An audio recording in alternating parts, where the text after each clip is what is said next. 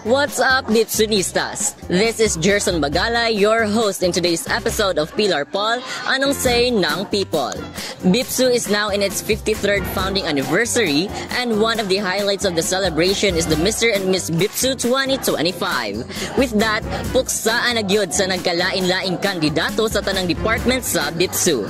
Today, let's roam around the campus and ask our fellow Bipsunistas kung unsay naka-unique sa ilahang pambato. Maong tara, obni ko ninyo.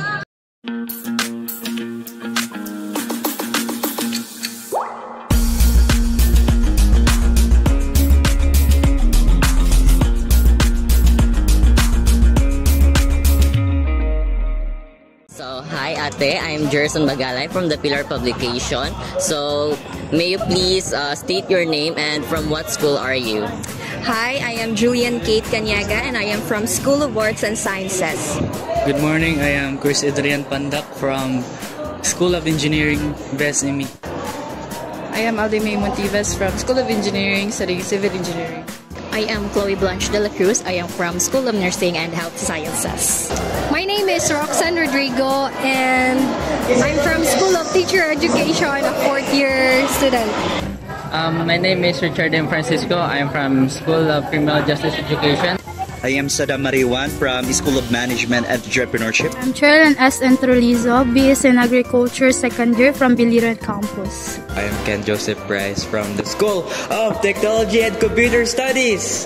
And how about you? Dexter Pacaanas from STCS. What makes your candidate unique from the other candidates? So the candidates from School of Arts and Sciences, what makes them unique is that Angel Arpon, the female candidate from SAS, is that lahi lang jud ang iyang confidence when it comes to ang iyang stage presence, kanang ang iyang face card kay very unique from other candidates, kay especially kay kanang morena siya, and I really like her beauty.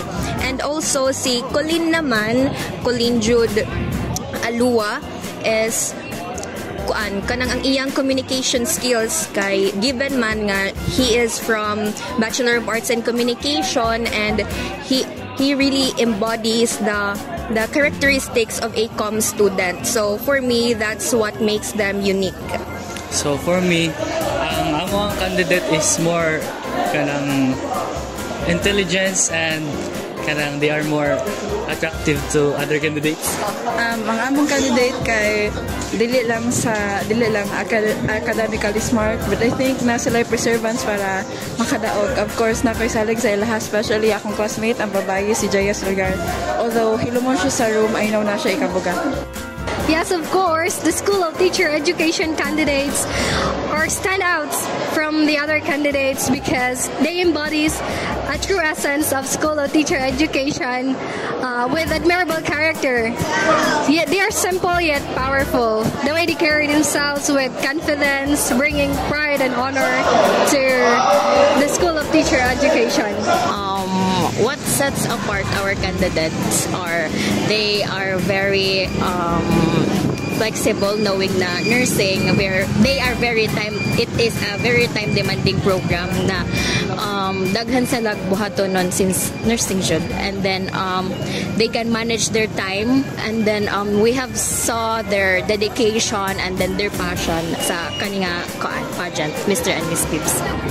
What makes our candidate unique is dili lang tungod ha, unlike other school na another school is nag-focus lang akad, sa namon is may da kami physical training, and dila tong na physical training na pabalance naman amon akad. So maram kami nga maram ako nga train na lata nila lawas, nga train na lata nila minds para ito nga maabot na pageant na. Siyempre, we are from the School of Management and Entrepreneurship, and mas pasabog yung namin confidence at solid talaga yun pag lalong-lalo na sa darating ngayon na Mr. and Miss Bipsu 2025. Unique sa kanila, they're not just representing their program, they're representing the whole Biliran campus. That's what makes them unique. So when talking about Kuya Lester po, I think what make him unique are his attributes.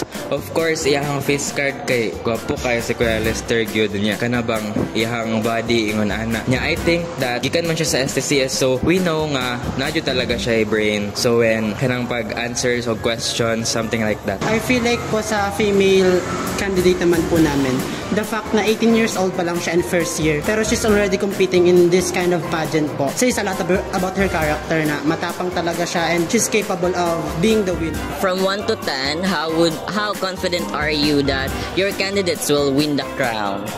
10, of course. Kay, syempre, we believe nga kaya lang jud na nila, and I believe na kaya nila mauwi ang crown sa SAS because we are SAS students and we are not just SAS. So, laban lang. From 1 to 10, so I think wala pa siya og 1,000 because ingon siya nga nagsalig mi sa mga candidates because they are kanang gipili siya sa among mga instructors because they have seen the potential to compete from other school.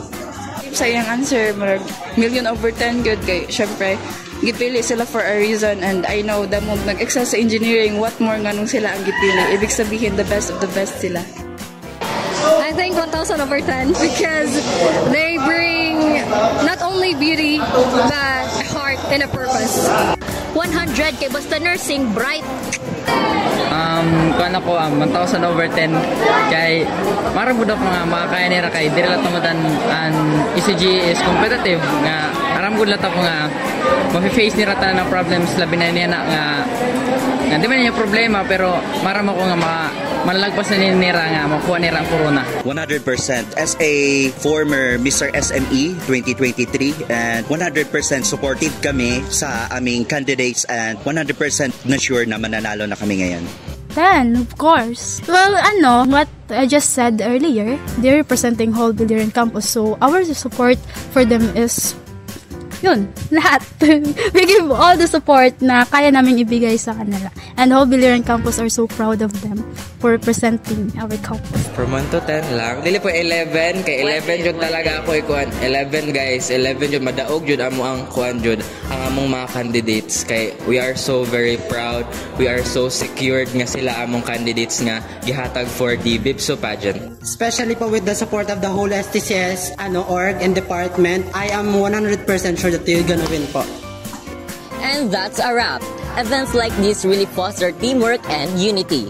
We can really feel how supportive they are to their own candidates. Excited na jud kaayo ang atong mga BIPSonistas sa tiabot na Coronation Night.